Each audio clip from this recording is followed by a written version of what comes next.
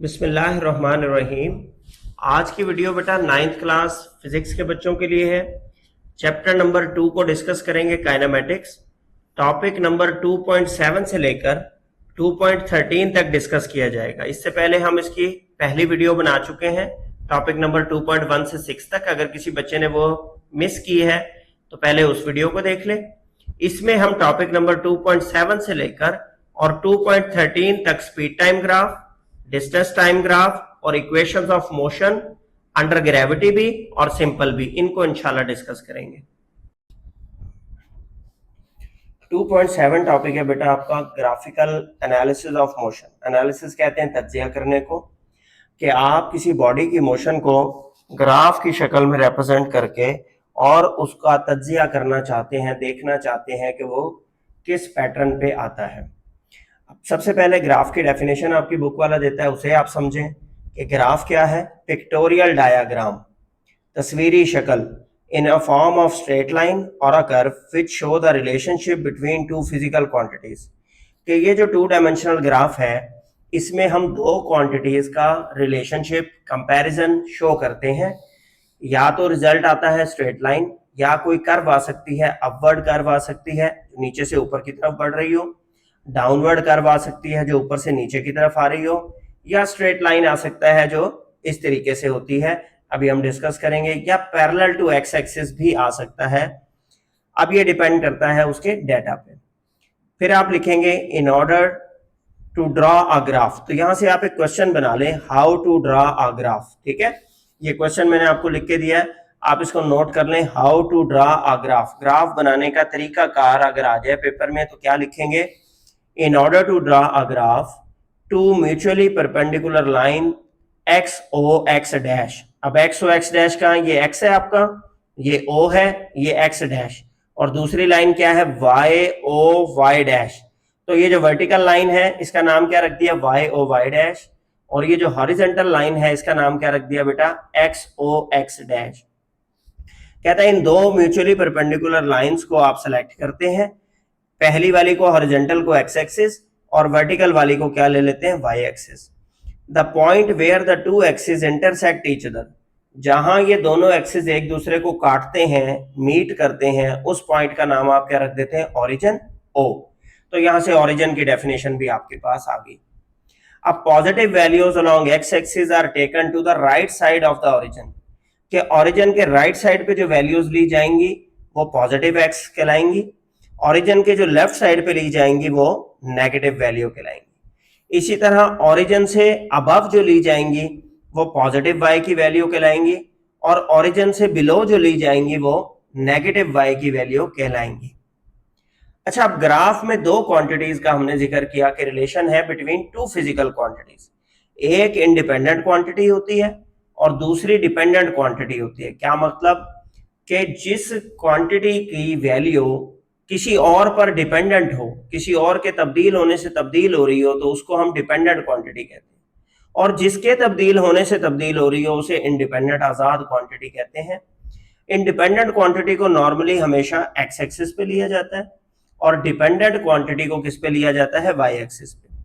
For example अगर हम distance और टाइम का ग्राफ लें तो टाइम जो है वो आपकी इंडिपेंडेंट क्वांटिटी है, तो टाइम हमेशा किस पे ली जाएगी, एक्स एक्सिस पे, और डिस्टेंस किस पे लिया जाएगा, वाई एक्सिस पे। तो ये आपका रिजल्ट था, किसका आंसर था, how to draw a graph का। अब आपकी बुक वाला एक ग्राफ जो है वो आपको एग्जांपल के तौर पे देता है डिस्कस करने के लिए, वो है डिस्टेंस टाइम ग्राफ। तो कितनी क्वांटिटीज हैं बेटा इसके अंदर जो हम डिस्कस करने लगे हैं, एक डिस्टेंस और दूसरी टाइम। अब इसमें से इंडिपेंडेंट क्वांटिटी कौन सी है, टाइम, और डिपेंडेंट क्वांटिटी कौन सी है, डिस्टेंस। तो लिहाजा टाइम को हम लेंगे किस पे, एक्स एक्सिस पे, और डिस्टेंस को हम किस पे ड्रॉ करेंगे, वाई एक्सिस पे। तो कहता है distance time graph shows the relation between distance S and time T taken by a moving body. अब मैं आपको इस क्वेश्चन का शॉर्टकट वर्जन बताने लगा हूं। आपने अलग अलग 4 केसेस बना लेने। पहला केस आप हेडिंग दे लें uniform speed, uniform speed case 1 लिख लें। अब आप कहेंगे let a car B moving in a straight line on a motorway. फर्ज कर लें कि एक गाड़ी मोटरवे पे सीधी रुख में हरकत कर रही है। Suppose that we measure distance from starting point after 1 minute and record it at the table given below. फर्ज करें कि हम हर 1 मिनट के बाद उसका फासला जो है रिकॉर्ड कर रहे हैं। आपने ये टेबल बनाना है, ये जो वैल्यूज हैं ये आप अपनी मर्जी से ले सकते हैं, पैटर्न ठीक उठाना है। अब यूनिफॉर्म स्पीड क्या होती है बेटा? एक गाड़ी की ऐसी स्पीड जिसमें बराबर फासलों में बराबर टाइम के वक्फों में बराबर फासला तय हो रहा हो।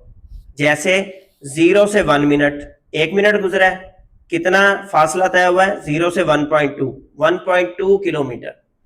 1 से 2 में 1.2 से वो आ गया 2.4 पे, इन दोनों को माइनस करें, ये भी 1.2 आ रहा है। 2 से 3 पे आए, 3.6 में से 2.4 को माइनस करें, ये भी 1.2 आ गया। इसी तरह 4 से 3 पे आए आप, 4.8 में से 3.6 को माइनस करें, ये भी 1.2 आ गया। 4 से 5 पे आए, ये भी आपका 1 मिनट है, 6.0 में से 4.8 माइनस करें, ये भी 1.2। मतलब आपने जो वैल्यूज नीचे लेनी है ना डिस्टेंस के खाने में, ये हमेशा क्या होनी चाहिए? बराबर वक्फा होना चाहिए इनमें, ठीक है। जो आपका पहले का है वही दूसरे पे वक्फा होना चाहिए, वही तीसरे पे, वही चौथे, वही पांचवे पे। अब इसके बाद वो स्टेप्स लिखता है कि आपने स्केल वगैरह कैसे सिलेक्ट करना है। बेशक आप ये स्टेप्स ना लिखें, आप ग्राफ ड्रॉ करें और यहां से इसका रिजल्ट लिखेंगे। पहले अ straight line graph between time and distance represent motion with uniform speed, ये लाइन आप लिखेंगे रिजल्ट के तौर पे, और ये वाली तस्वीर जरूर बनाएंगे, तस्वीर इंपॉर्टेंट है। अब तस्वीर में आपने एक ब्लॉक को 1 मिनट लिया है, तो हर अगले ब्लॉक पे 1 और मिनट हो गया, उससे अगले ब्लॉक पे 1 और मिनट हो गया, उससे अगले ब्लॉक पे 5 मिनट हो गया। इसी तरह वर्टिकल एक्सिस पे, वाई एक्सिस पे आपने एक ब्लॉक को 1.2 लिया है, दूसरे को 2.4, 3.6, 4.8, 6.0, मतलब हर ब्लॉक आपका वर्टिकल एक्सिस पे 1.2 के बराबर है। अब 1 पे वैल्यू 1.2 थी, तो 1 की सीध में आपने 1.2 की सीध निकाली और यहां पर पॉइंट लगा दिया। इसी तरह 2 की सीध में आपने 2.4 की सीध में लाए और पॉइंट लगा दिया। 3 के ऊपर क्या था? 3.6, तो 3 के ऊपर आपने क्या बनाया? 3.6 पॉइंट, तो 3 की सीध में 3.6 ले आए, 4 की सीध में 4.8 और 5 की सीध में 6.0, 5 पॉइंट मिल गए। अब आपने स्केल से इन्हें सीधा कर देना, स्केल से मिला देना है, तो ये आपका स्ट्रेट लाइन ग्राफ बन गया, जो कि रिजल्ट होता है किस मोशन का? With uniform speed. तो ये केस नंबर 1 आपका कंप्लीट हो गया। अब आप सेकंड हेडिंग दे लेंगे केस नंबर 2 की, पॉजिटिव एक्सेलरेशन। क्या देंगे? Positive acceleration. कहता consider a journey of car as recorded in the table given below. ये टेबल और ये फिगर इंपॉर्टेंट है और एक लाइन रिजल्ट की इंपॉर्टेंट है, जो रिजल्ट आपने लिखना है। इंशाल्लाह पूरे नंबर आपको असाइन किए जाएंगे। अब टाइम 0 से 1, 1 से 2, 2 से 3, 3 से 4, 5। पॉजिटिव एक्सेलरेशन में हमेशा आपकी स्पीड इंक्रीज हो रही होती है। अब जब स्पीड इंक्रीज हो रही है तो फासला जितना पहले मिनट में आपने कवर किया, दूसरे मिनट में आप उससे ज्यादा कवर करेंगे, तीसरे मिनट में उससे भी ज्यादा कवर करेंगे, चौथे में उससे ज्यादा और पांचवें में उससे भी ज्यादा। एग्जाम्पल वही वाली जो मैंने पिछले टॉपिक में भी आपको पढ़ाई कि आप घर से मोटरसाइकिल या गाड़ी निकाल के गए, आपने पहला गियर लगाया, स्पीड आपकी 10 किलोमीटर फी घंटा थी, फिर आपने दूसरा गियर लगाया, 20 पे चले गए, तीसरा गियर लगाया, 30 पे चले गए, चौथे गियर में 40 पे चले गए, पांचवें गियर में आप 60 पे चले गए। तो यकीनी बात है जब स्पीड बढ़ रही है तो फासला भी ज्यादा कवर होगा। आपने देखा कि पहले 1 मिनट में कितना फासला कवर हुआ है? 0 से 0.24, कितना फर्क है? 0.24 का। अगले 1 मिनट में जो फासला कवर हुआ है 0.24 से 0.96 किलोमीटर पे वो पहुंच गया। अब आप इसको माइनस करेंगे तो ये 0.24 से ज्यादा आ रहा है, ये 0.48 बन रहा है। इसी तरह अगले 1 मिनट में, 2 से 3 मिनट में 0.96 से आप 2.16 पे पहुंच गए, ये 1 किलोमीटर से भी ज्यादा है। तो लिहाजा इसका मतलब है स्पीड इंक्रीज हुई है तो फासला भी ज्यादा तय हो रहा है। आप 3 से 4 पे आए हैं, 3.84 पे पहुंच गया, उससे भी ज्यादा फासले का फर्क आ गया। 4 से 5 पे गए हैं, 6.0 पे पहुंच गए, इसमें से इसको माइनस करेंगे, 2.16 का डिफरेंस आ गया। तो फासला ज्यादा से ज्यादा तय हो रहा है, इसी को पॉजिटिव एक्सेलरेशन कहते हैं। जब आप स्पीड बढ़ाएंगे, यकीनी बात है, तो पॉजिटिव एक्सेलरेशन का केस है, फासला ज्यादा तय होगा। अब आप आ जाते हैं ग्राफ पे, ये तस्वीर आपने लाजमी बनानी है। अब ग्राफ पे आपने एक बॉक्स को 0 से 1 ले लिया, अगले बॉक्स को 2, 3, 4 और 5 एक्स एक्सिस पे, और लेफ्ट साइड पे आपने 1.0, 2.0, 3.0, 4.0, 5.0, 6.0 एक एक बॉक्स को 1.0 किलोमीटर ले लिया। अब पहले पे 0.24 था, तो एक मिनट पे 0.24 की सीध में आपने ये वाला पॉइंट लगाया जहां मेरी पेंसिल है। अब 2 की सीध में आपने 1.0, तो 2 की सीध में 2 मिनट पे आपका 0.96 था, तो 1 से थोड़ा सा नीचे 0.96 ड्रॉ कर दिया आपने, ये नुक्ता आ गया। फिर 3 की सीध में आपके पास था 2.16, तो 3 की सीध में आपने 2 से थोड़ा सा ऊपर 16 ले लेना है, यहां पर आपके पास नुक्ता आ गया। 4 की सीध में आपके पास 3.84, तो 4 से थोड़ा सा नीचे, यहां पे आपके पास डॉट आ गया।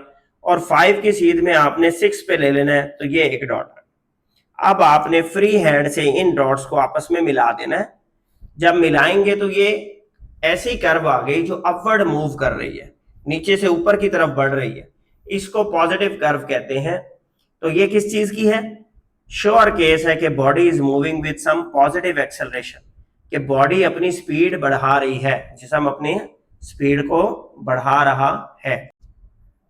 नेक्स्ट बेटा आप हेडिंग दे लें केस नंबर 3। केस नंबर 3 है डेसेलरेशन। डेसेलरेशन कहते हैं नेगेटिव एक्सेलरेशन। अब नेगेटिव एक्सेलरेशन का मतलब है कि आपकी स्पीड जो है गाड़ी की कम हो रही है। जब स्पीड कम हो रही है तो शुरू में फासला ज्यादा तय होगा और अगले इंटरवल्स में फासला कम तय होगा। इसकी मिसाल क्या है आपकी डेली लाइफ से, कि जैसे आप स्कूल कॉलेज के लिए बाइक लेकर निकले हैं, आप स्पीड तेज पे जा रहे थे, फिर आपका कॉलेज करीब आने लगा, या कोई इशारा आ गया या कोई स्पीड ब्रेकर आ गया, आपने स्पीड को डाउन किया। जब आपने स्पीड को डाउन किया तो यकीनी बात है फासला कम तय होगा पहले वाले स्पीड की निस्बत से। तो यहां पर जो टेबल आपने बनाना है, 0 मिनट पे 0 किलोमीटर है, 1 पे 2.0 है। अब ये आप नोट कर लें कि 1 मिनट में कितना फासला तय हुआ है, 2 किलोमीटर। अभी स्पीड ज्यादा है, 1 से 2 में 2 से 3.1 पे आए, इनको माइनस करें, ये डिफरेंस आता है बेटा 1.1 किलोमीटर। तो कम हो गया ना, 2 की बजाय अब आपने कितना कवर किया 1 मिनट में, 1.1 किलोमीटर।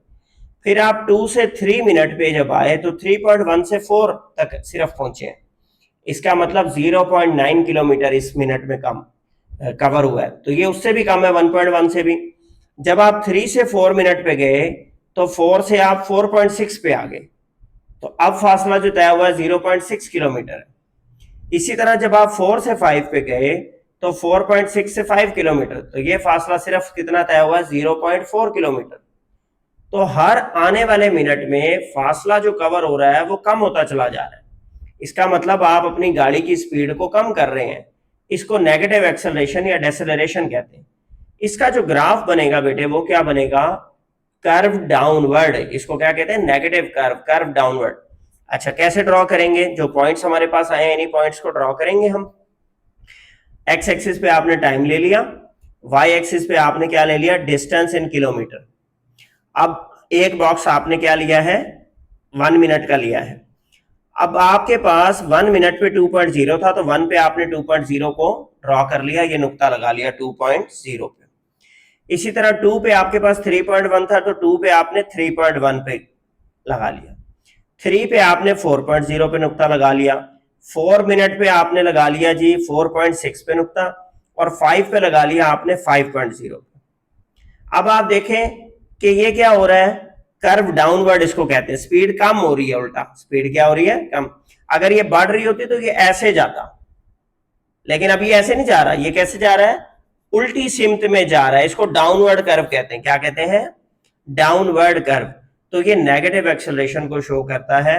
ये शो करता है कि your speed of the body goes on decreasing, negative acceleration या डेसेलरेशन।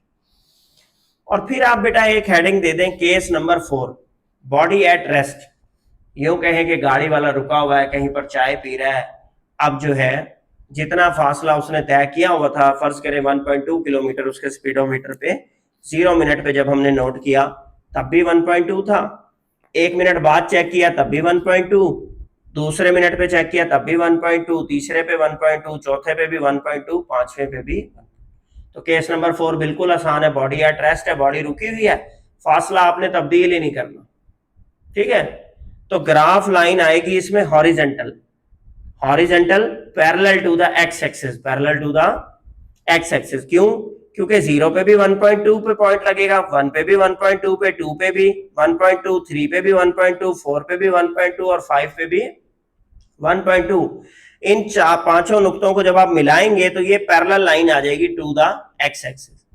इसका मतलब है कि car is not moving, car move नहीं कर रही, फासला बिल्कुल मजीद तय नहीं हो रहा, कार जो है रेस्ट पे है, ड्राइवर जो है वो रुका हुआ है। 2.8 टॉपिक है बेटा, gradient of a distance time graph. Quantities दो कौन कौन सी हैं, एक डिस्टेंस और एक टाइम। टाइम आपका एक्स एक्सिस पे और डिस्टेंस आपका किस पे ड्रॉ होगा, वाई एक्सिस पे। ग्रेडियंट कहते किसे हैं बेटा, gradient is the measure of slope of a line, gradient is the measure of slope of a line, के आपका ये जो ग्राफ लाइन है इसकी स्लोप क्या है, इसका झुकाव क्या है, इसका पैटर्न क्या है, बिहेवियर क्या है, इसको ग्रेडियंट कहते हैं। अब आप यहां से लिखेंगे consider the distance time graph of uniform speed. जब ये लाइन आप लिख देंगे ना, consider the distance time graph of uniform speed, उसके बाद आप ये ग्राफ ड्रॉ करें। ये आपका एक्स एक्सिस हो गया ओ से एक्स, ये आपका वाई एक्सिस हो गया ओ से वाई। यहां पर आप टाइम t1 ले लें और t2 ले लें, ये वाली लाइन सेंटर से यूनिफॉर्म स्पीड के ग्राफ की स्ट्रेट लाइन बना दें। अब t1 पे जितना फासला बन रहा है वो s1 आ गया, और t2 की सीध में जितना फासला बन रहा है वो क्या आ गया, s2। आपने क्या मेजर कर लेना है, ये टाइम एक्सिस पे t1 और t2 दो पॉइंट ले लिए, इनका डिफरेंस आ गया t2 माइनस t1, और y एक्सिस पे आपने दो पॉइंट ले लिए, एक s1 और दूसरा क्या ले लिया, s2, इनका डिफरेंस आ गया आपके पास s2 माइनस s1। इसके अलावा कुछ इनके नाम रख लें, जैसे यहां पर s1 s2 p q r, इस ट्राइंगल में क्या नाम रख लिए गए, p q और r। अब ये दरमियान वाली लाइंस बेशक आप मत लिखें, आप ये ग्राफ ड्रॉ करें और उसके बाद आप यहां आ जाए, distance covered in this time interval is, कि इस टाइम इंटरवल में कितना फासला तय किया गया, किस टाइम इंटरवल में, t2 माइनस t1 में।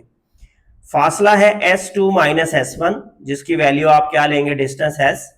Time taken t2 minus t1, जिसकी वैल्यू आप क्या लेंगे, टाइम t। अब स्लोप का फार्मूला लगाएंगे, स्लोप और gradient of graph is measure of tangent theta of the triangle R P Q. अब टेंजेंट थीटा आपने निकालना है बेसिकली, तो स्लोप बराबर हो गया tan थीटा, क्या होता है बेटा, अगर आपको याद हो, tan theta is equal to perpendicular over base, tan theta बराबर होता है परपेंडिकुलर ओवर बेस। अब इस ट्राइंगल में आपका परपेंडिकुलर क्या बन रहा है, r से लेकर q तक, और बेस आपकी क्या बन रही है, p से लेकर r तक, ठीक है। ये दोनों वैल्यूज निकल आई, आपने पुट कर the perpendicular over base, perpendicular की वैल्यू आर क्यू और बेस की वैल्यू पी आर। अब आर क्यू की वैल्यू आपने ली है s2 माइनस s1, रिप्लेस कर दिया, और पी आर की वैल्यू आपने ली है t2 माइनस t1, वो रिप्लेस कर दिया। s2 minus s1 distance s के बराबर है, t2 माइनस t1 जो है डिस्टेंस t के बराबर है, लिहाजा आपके पास ये फार्मूला क्या बन गया, s over t, distance divided by time t। तो ये क्या होता है, ये एवरेज स्पीड होता है। अगर किसी ने वो लेक्चर नहीं सुना तो इससे पिछला लेक्चर जो है वो आप निकालें, एवरेज स्पीड का फार्मूला, एवरेज एक्सेलरेशन का तमाम फार्मूलाज डिस्कस किए गए हैं। s ओवर t आ गया average speed during the time interval t, तो s ओवर t किसके बराबर है, बेसिकली tan थीटा के, which represent the slope of graph line। End में आप रिजल्ट लिख देंगे इसका कि gradient of distance time graph या slope of the distance time graph is equal to the average speed of the body, कि आपका जो स्ट्रेट लाइन ग्राफ का स्लोप है वो हमें क्या देता है, वो हमें average speed of the body निकाल के दे देता है, ठीक है। तो ये आपका टॉपिक था डिस्टेंस टाइम ग्राफ का, जिसमें पहले हमने 4 केसेस डिस्कस किए अलग अलग ग्राफ, और अब हमने उसका ग्रेडियंट निकाला जिससे हम एवरेज स्पीड निकाल सकते हैं। अब नेक्स्ट बेटा 2.9 टॉपिक में स्पीड और टाइम का ग्राफ है, स्पीड और टाइम का ग्राफ। अब स्पीड टाइम ग्राफ में बेटा एक क्वांटिटी क्या होगी, टाइम, और एक होगी speed. Time is independent quantity and speed is a dependent quantity. तो एक्स एक्सिस पे आप किसे लेंगे, टाइम को, और वाई एक्सिस पे आप किसे लेंगे, स्पीड को। ठीक है, अब इसकी तमहीद मानते हैं ग्राफ बनाने के लिए। वो कहता है suppose we can note the speed of the same car after average 1 second and record it in the given table. आप ये सेम काट दें ताकि पिछले टॉपिक की जो कंटिन्यूटी है वो इसमें से खत्म हो जाए। सपोज वी कैन की जगह भी कैन भी काट देंगे आप। Suppose we note the speed of the car after every 1 second and record it in the table given below. फर्ज करें कि एक कार मूव कर रही है, हमने उसकी स्पीड मेजर की है हर सेकंड के बाद और टेबल में मेंशन कर ली है। अब हम इसका क्या बनाएंगे, ग्राफ, किस किस के दरमियान, स्पीड वर्सेस टाइम। इसको हम स्पीड टाइम ग्राफ कहेंगे। टेबल को पहले डिस्कस कर लेते हैं। देखें 0 सेकंड पे स्पीड कितनी थी आपके स्पीडोमीटर पे, 0। 1 सेकंड पे आपने चेक किया 8 मीटर पर सेकंड थी। 2 सेकंड पे चेक किया 16 मीटर पर सेकंड। 3 सेकंड पे चेक किया 24 मीटर पर सेकंड। 4 सेकंड पे चेक किया तो 32 मीटर पर सेकंड आ रही थी। और 5 सेकंड पे चेक किया तो कितनी आ रही थी, 40 मीटर पर सेकंड आ रही थी। अब अगर आप नोट करें तो देखें 0 से 8 का कितना फर्क है, 8। 8 से 16 का डिफरेंस कितना है, 8। 16 से 24 का डिफरेंस कितना है, 8। 24 से 32 का भी 8। 32 से 40 का भी 8। तो यहां पर आप हेडिंग देंगे बेटा यूनिफॉर्म स्पीड। क्या हेडिंग देंगे, केस 1। और केस 1 में हेडिंग क्या देंगे, यूनिफॉर्म स्पीड, या आप इसे यूनिफॉर्म एक्सेलरेशन भी लिख सकते हैं। तो आपने हेडिंग लिख ली बेटा केस 1 यूनिफॉर्म स्पीड और यूनिफॉर्म एक्सेलरेशन, और आपने इसका ग्राफ ड्रॉ किया। अब पीछे जहां तक निशान लगाया वो ठीक है। इसके बाद आप क्या कहेंगे, shape of the graph is a straight line rising upward. इस लाइन से आप ही, shape of the graph is a straight line rising upward, कि इसका कैसा ग्राफ होगा, एक स्ट्रेट लाइन आएगी। ग्राफ में इसको स्ट्रेट लाइन कहते हैं जो दरमियान से बिल्कुल बराबर गुजर रही होती है। This shows that speed increases by the same amount after every 1 second. तो ये जाहिर करता है कि हर सेकंड पर उतनी ही स्पीड बढ़ी है जितनी स्पीड उससे पिछले सेकंड में बढ़ी थी। This is a motion with uniform acceleration. आप ये वाला ग्राफ बनाएंगे। टाइम एक्सिस पे आपने क्या ले लिया बेटा, एक्स एक्सिस पे आपने टाइम ले लिया और वाई एक्सिस पे आपने स्पीड ले ली इन मीटर पर सेकेंड। एक बॉक्स को आपने 1 सेकेंड कह दिया, 2 सेकेंड, 3 सेकेंड, 4 और 5। इधर आपने एक बॉक्स को 8, 16, 24, 32 और 40 8 के डिफरेंस से ले लिया। अब 1 पे स्पीड 8 थी, इसके सामने डॉट लगाया। 2 पे स्पीड 16 थी, उसके सामने डॉट लगाया। 3 पे 16 24 थी स्पीड आपकी, वहां डॉट लगाया। 4 के सामने स्पीड आपकी 32 थी, उधर डॉट लगाया। और 5 के ऊपर क्या थी, 40। 8 का टेबल पढ़ते जाए। अब आपने इन डॉट्स को मिला दिया तो ये एक स्ट्रेट लाइन बन गई। ठीक है, ये केस नंबर 1 हो गया आपका। इसी तरह स्पीड टाइम ग्राफ में एक केस और डिस्कस किया गया आपकी बुक में, कांस्टेंट स्पीड का केस। कौन सा केस, कांस्टेंट स्पीड। तो आप हेडिंग दे लें केस 2 कांस्टेंट स्पीड। यहां लिखें कि जी observations are recorded in the table below. अब ऑब्जर्वेशन कैसी है बेटा, 0 सेकंड पे भी स्पीड आपकी 20 मीटर पर सेकंड थी, 1 पे भी वही स्पीड थी 20, 2 सेकंड पे नोट किया तब भी 20 थी, 3 पे भी 20 थी, 4 पे भी और 5 पे भी। इसका मतलब है इसका graph horizontal line parallel to x axis बनेगा। स्पीड चेंज ही नहीं हो रही, स्पीड चेंज ही नहीं हो रही, speed does not change with time. तो इसको हम कांस्टेंट स्पीड कहते हैं। क्या कहते हैं, कांस्टेंट स्पीड। जो हमने पैराट्रूपर की नोट की थी कि पैराट्रूपर जो है वो कांस्टेंट स्पीड से आ रहा है। तो आप देखें कि 0 पे भी 20 मीटर पर सेकंड, 1 सेकंड पे भी, 2 पे भी, 3 पे भी, 4 पे भी और 5 पे। अब इन डॉट्स में से आप लाइन गुजार दें तो ये लाइन कैसे आएगी, parallel to the x axis आएगी। तो ये आपका केस नंबर 2 हो गया कांस्टेंट स्पीड का। ठीक है, 2 केसेस स्पीड टाइम ग्राफ के उसने डिस्कस किए। नेक्स्ट टॉपिक है बेटा 2.10 gradient of a speed time graph. जैसे आपने डिस्टेंस टाइम ग्राफ की स्लोप निकाली, ग्रेडियंट निकाला, इसी तरह आपने ग्रेडियंट निकालना है किसका, स्पीड टाइम ग्राफ का। Now consider the speed time graph. The speeds at time t1 and t2 are v1 and v2। कि टाइम t1 पे स्पीड कितनी है v1 और टाइम t2 पे स्पीड कितनी है v2, तो टाइम का डिफरेंस क्या आ जाएगा बेटा t2 माइनस t1। इसी तरह स्पीड का डिफरेंस क्या आ जाएगा v2 माइनस v1। यहाँ थोड़ी सी मिस्टेक हुई है, आप v2 कर लें, v1 लिखी हुई है तो आप क्या कर लेंगे v2 माइनस v1। ट्राइंगल के आपने नाम रख लिए पी क्यू आर, ताकि टेन थीटा को आप अपने पहचान सकें। ये परपेंडिकुलर हो गया, ये बेस हो गया, ये हाइपोटेन्यूज हो गया।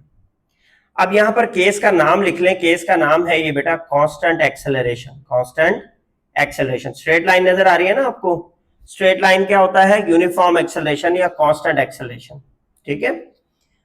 आप क्या करेंगे slope is equal to change in speed divided by total time taken. अब स्पीड में कितना तब्दीली आई थी v2 माइनस v1 और टाइम में कितनी तब्दीली आई थी t2 माइनस t1, ये आपने रिप्लेस कर दिया फार्मूले में। तो v2 minus v1 delta v, change in speed, total time taken t, delta v over t किसके बराबर होता है एक्सेलरेशन के बराबर होता है, ठीक है, एवरेज एक्सेलरेशन के बराबर होता है।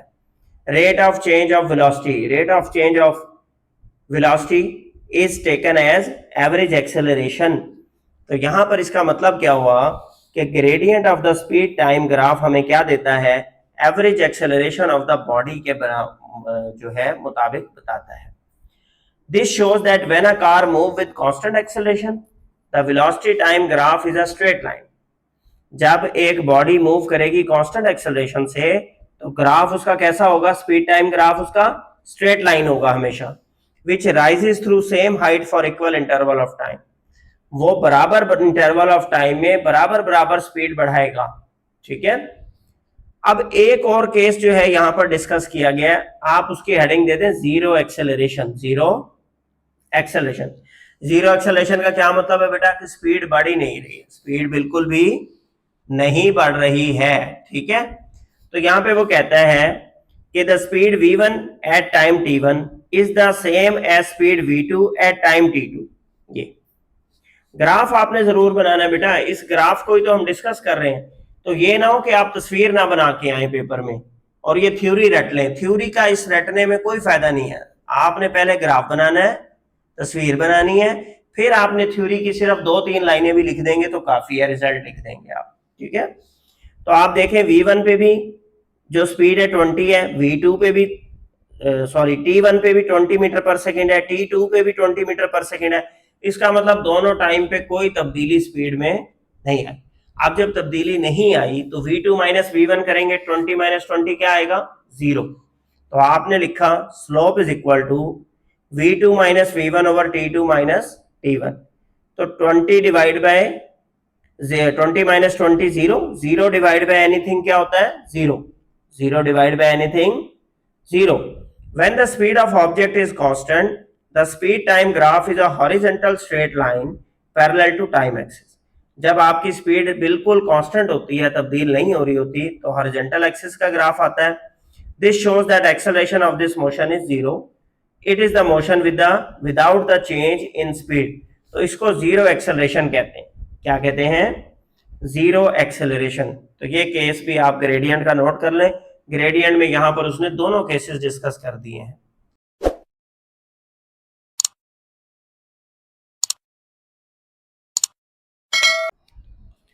नेक्स्ट टॉपिक है बेटा 2.11 area under the speed time graph.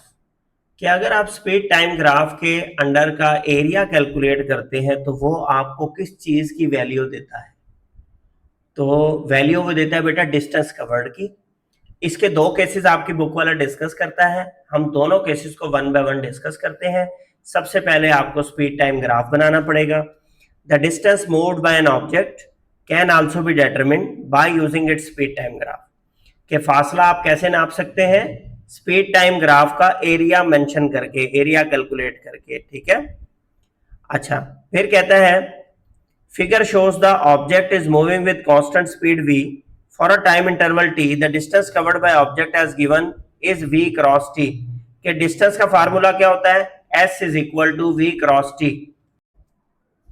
अब बेटा फर्स्ट केस डिस्कस करने के लिए ये फिगर आपके सामने बनी है 2.23 और उसने ग्रे कलर का शेड किया हुआ है एक रेक्टेंगुलर बॉक्स बना के। तो सबसे पहले तो आपको ये फिगर समझनी है। एक्स एक्सिस पे टाइम टी लिया हुआ है और वाई एक्सिस पे क्या लिया हुआ है, स्पीड वी ली हुई है। अब जो वैल्यूज आपकी आई है, आपने उसके ऊपर डॉटेड लाइन बना के उसको एरिया को कवर कर दिया और शेड कर दिया। एरिया अंडर द कर्व निकालना है आपने, ये शेडेड एरिया का निकालना है। अब ये आपके सामने रेक्टेंगल बन रहा है और एरिया ऑफ रेक्टेंगल का फार्मूला क्या होता है, length into width, length into, अब ये लेंथ की सूरत में टाइम टी आ रहा है और विड्थ की सूरत में क्या आ रहा है, वी, तो एरिया किसके बराबर आएगा, v इंटू टी। तो डिस्टेंस का फार्मूला क्या होता है बेटे, डिस्टेंस का फार्मूला भी तो यही होता है, s is equal to v into t. यही चीज हम इसमें समझाना चाहते हैं कि area under the curve of a speed time graph gives you the distance covered by the body in time t. तो वो लिखता है the distance can also be found by calculating the area under the speed time graph. The area under graph for time interval t is the area of rectangle of side t and v। एक side t है और दूसरी side क्या है, v। Area under the graph निकालना है आपने इसका। तो एरिया ऑफ रेक्टेंगुलर बॉक्स किसके बराबर है, v क्रॉस t के, length into width. Thus area under speed time graph up to time axis is numerically equal to distance covered by the object in time t। यहां तक आपका ये पहला case cover हो जाता है। अब सेकंड केस अलग है, फिगर 2.24 बनाएंगे पहले आप और फिर ये सेकंड केस लिखेंगे आप। इस फिगर में आप देखें कि एक स्ट्रेट लाइन ग्राफ था और स्ट्रेट लाइन ग्राफ के अंदर जब आपने एरिया को शेड किया तो ये आपके पास एरिया ऑफ ट्राइंगल आया। क्या आया, area of triangle. Area of triangle का अगर मैं आपको फार्मूला बताऊं बेटा, तो एरिया ऑफ ट्राइंगल का फार्मूला क्या होता है, 1/2 into base into altitude, 1/2 into base into altitude.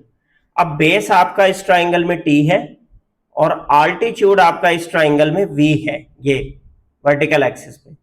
तो ये क्या बन जाएगा, 1/2 इंटू बेस टी और इंटू आल्टीट्यूड क्या आ जाएगा, v, 1/2 into v into T.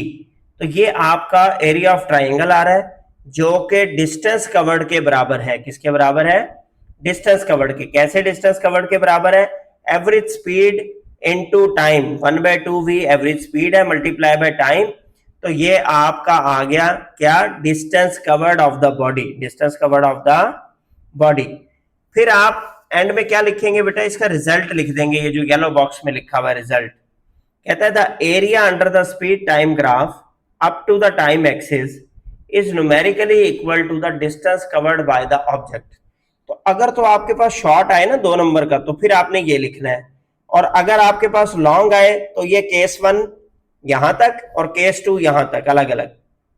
ठीक है, केस 2 में फिगर 2.24 बनाएंगे और केस 1 में फिगर 2.23 बनाएंगे, ये रेक्टेंगुलर एरिया वाली।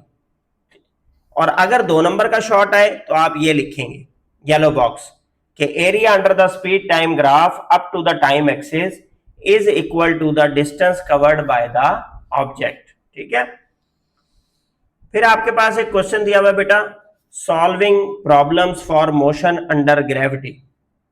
ठीक है, इसमें आपको ना 2 चीजें याद करनी है इस टॉपिक में से। सबसे पहले ये जो 3 इक्वेशंस दी हुई है ना, ये याद करनी है। नाम क्या आपने रखना है, equations of motion, equations of motion. Vf is equal to v i plus a t, ये फर्स्ट इक्वेशन ऑफ मोशन है बेटा। S is equal to v i into t plus 1/2 a t square, ये second equation of motion है। और third equation of motion है आपकी 2as is equal to v f square minus v i square. यहां पे आपने ये notations के लिए नाम याद कर लेने हैं। वी एफ फाइनल वेलोसिटी है, टी है टाइम टेकन, एस है distance covered by the body और ए है एक्सेलरेशन। इसी तरह वी आई है आपके पास, वी आई है इनिशियल वेलोसिटी। तो जस्ट आपने यहां से ये वाली इक्वेशंस याद करनी है। उसके बाद एक अलग से आपने हेडिंग बनानी है, किस चीज की, कि assumptions made for the equations of motion, कि कौन सी ऐसी हिदायत हैं जो कि पहले हमें पता होनी चाहिए अगर हम ये इक्वेशन ऑफ मोशन इस्तेमाल करना चाहते हैं अपने न्यूमेरिकल्स में, अपनी डेली लाइफ में। सबसे पहला, following assumptions are made while applying these equation। तो क्वेश्चन क्या बन जाएगा, assumptions made for equation of motion, assumptions made for equations of motion। Question आप लिख लें। पहली, motion is always considered along a straight line, कि हम ट्रांसलेटरी मोशन के ऊपर ये वाली इक्वेशंस लगाते हैं, स्ट्रेट लाइन मोशन पे लगाते हैं। दूसरा, only the magnitude of vector quantities are used, इस पे डायरेक्शन नहीं आप इस्तेमाल करते, सिर्फ उसका मैग्नीट्यूड इस्तेमाल करते हैं वेक्टर क्वांटिटीज का। तीसरा, acceleration is assume to be uniform, कि एक्सेलरेशन हमेशा यूनिफॉर्म एक्सेलरेशन ली जाती है इन इक्वेशंस में। चौथा, direction of initial velocity is taken as positive, other quantities which are in the direction of initial velocity are also taken as positive, कि initial velocity की डायरेक्शन हमेशा पॉजिटिव ली जाएगी, बाकी भी तमाम ऐसी क्वांटिटीज जो इनिशियल वेलोसिटी की डायरेक्शन में होंगी उन्हें भी पॉजिटिव लिया जाएगा, और the quantities in direction opposite to initial velocity are taken as negative. अगर इनिशियल वेलोसिटी के ऑपोजिट कोई चीज मेजर करनी है तो फिर हम उसकी डायरेक्शन को क्या लेंगे, नेगेटिव साइन साथ लगा लेंगे। क्या लगा लेंगे, नेगेटिव साइन साथ लगा।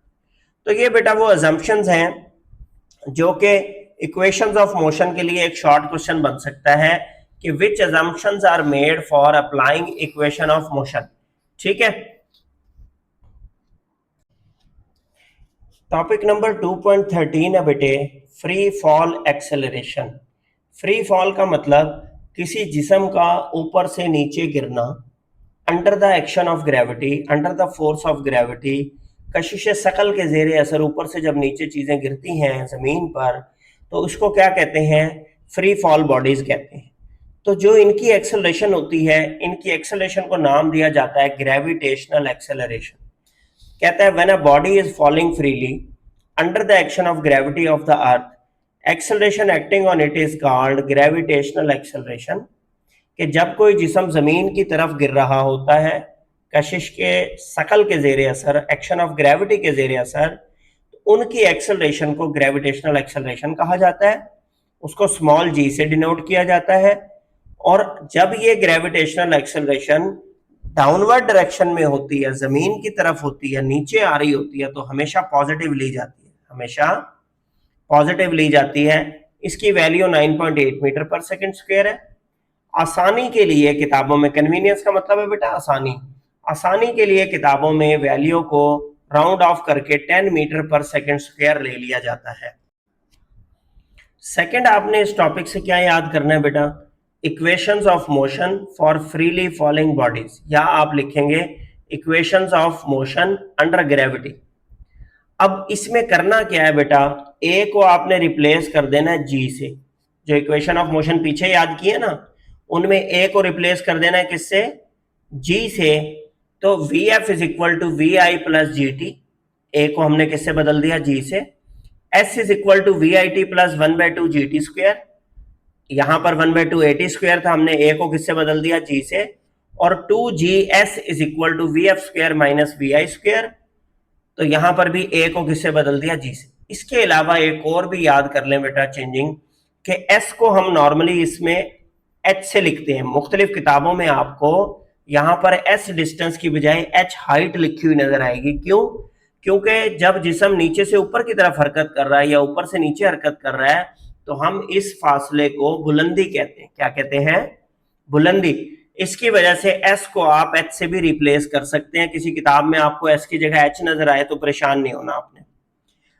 और आखिरी शॉर्ट क्वेश्चन इस टॉपिक से ये बनता है कि assumptions for equation of motion under gravity, कौन सी ऐसी अजम्पशंस हैं, कौन से ऐसे रूल्स हैं जो ग्रेविटेशनल एक्सेलरेशन की ये जो इक्वेशंस ऑफ मोशन है इनके लिए जहन में रखने हैं। पहला, if a body is released from some height to fall freely, अगर आपने छत पे से कोई चीज नीचे फेंकी है, किसी पहाड़ी पे से कोई चीज नीचे फेंकी है, किसी हाइट पे खड़े होकर फेंकी है, तो उसकी इनिशियल वेलोसिटी को आप हमेशा जीरो लेंगे, इनिशियल वेलोसिटी को जीरो लेंगे, v i is equal to zero हो जाएगी इस केस में।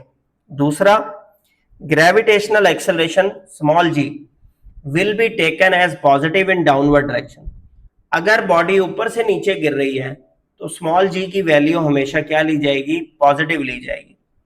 और अगर जो बॉडी है नीचे से ऊपर ट्रेवल कर रही है, quantity in the direction opposite to acceleration, तो फिर उसकी वैल्यू नेगेटिव लेंगे। अब नीचे से ऊपर की क्या मिसाल है, जैसे फर्ज करें आप कहते हैं कि आपने एक बॉल को हिट किया ऊपर।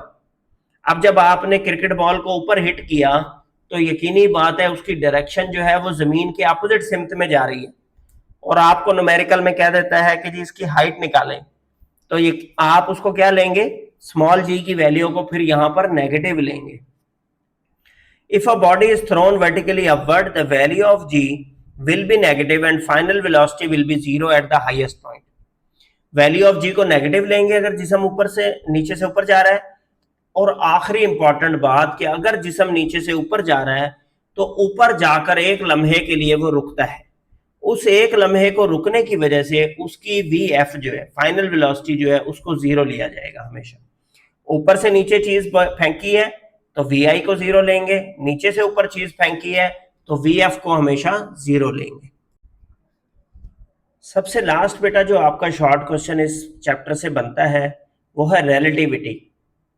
अब रिलेटिविटी थ्योरी जो है, थ्योरी ऑफ स्पेशल रिलेटिविटी 1905 में अल्बर्ट आइंस्टाइन ने पेश की थी।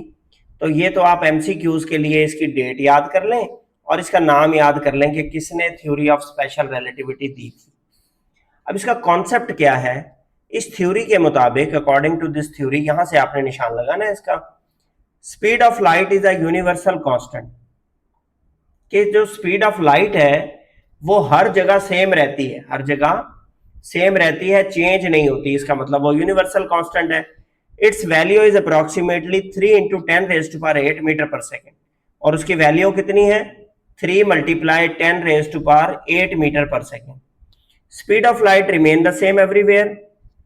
Any object with mass cannot achieve speed equal to or greater than that of light. अब इस बंदे ने ये कहा था कि दुनिया में मौजूद कोई भी जिस्म स्पीड ऑफ लाइट से ना तो तेज चल सकता है ना उसके बराबर चल सकता है। This is known as universal speed limit, this is known as universal speed limit. तो दो तरह से ये शॉर्ट आ सकता है बेटा, एक रिलेटिविटी या थ्योरी ऑफ स्पेशल रिलेटिविटी के बारे में लिखें, अंडरलाइन कर देता हूं मैं, ठीक है। दूसरा यूनिवर्सल स्पीड लिमिट क्या होती है। दोनों केसेस में आपने ये अकॉर्डिंग टू दिस थ्योरी से लेकर यूनिवर्सल स्पीड लिमिट तक ये 3 लाइनें लिखनी है। तो ये चैप्टर बेटा हमारा क्लोज हो गया, कंप्लीट हो गया। इसके सारे क्वेश्चंस मैंने मार्क करवाए, 2 हमने वीडियोस इस के ऊपर बनाई है, एक टॉपिक नंबर 2.1 से 2.6 तक, और एक आज वाली वीडियो टॉपिक नंबर 2.7 से लेकर 2.13 तक। अगर आपका इसके बारे में कोई क्वेश्चन हो तो आप कमेंट सेक्शन में पूछ सकते हैं।